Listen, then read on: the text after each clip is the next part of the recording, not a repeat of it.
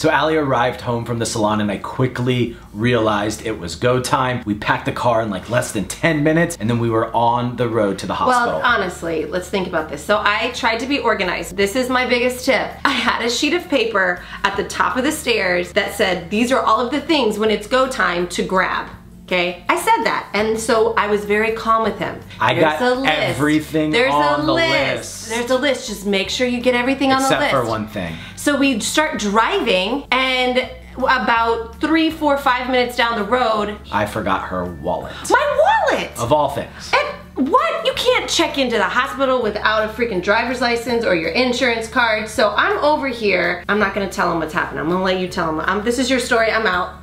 We turn around, we come back. I called her mom. She hands us the wallet on the drive-by, so we never really even we never even really stopped. And then all of a sudden, like, her contractions were like 3 minutes apart, and I quickly realized like things are getting serious. I think it's because I was screaming. She was screaming. I think it was. And let me tell you something, this part's for the dudes, for the dads. When you're driving to the hospital, nobody else on the road knows that your wife's going into labor and she's screaming her head off and like you're about to have a baby. Everybody's just going about their, you know, regular day. Poking around and you're like, dude, I'm about to have a child, get out of my way, like clear a path, do something. Like, when you have somebody riding your butt, honking at you, you should always assume that there's a pregnant lady in the car. That's probably a good rule of thumb, but let me tell you, I never felt more alone in my life because like I've never seen my wife in like this type of like screaming pain, and like I mean we lived like 40 minutes from the hospital. That was the deal,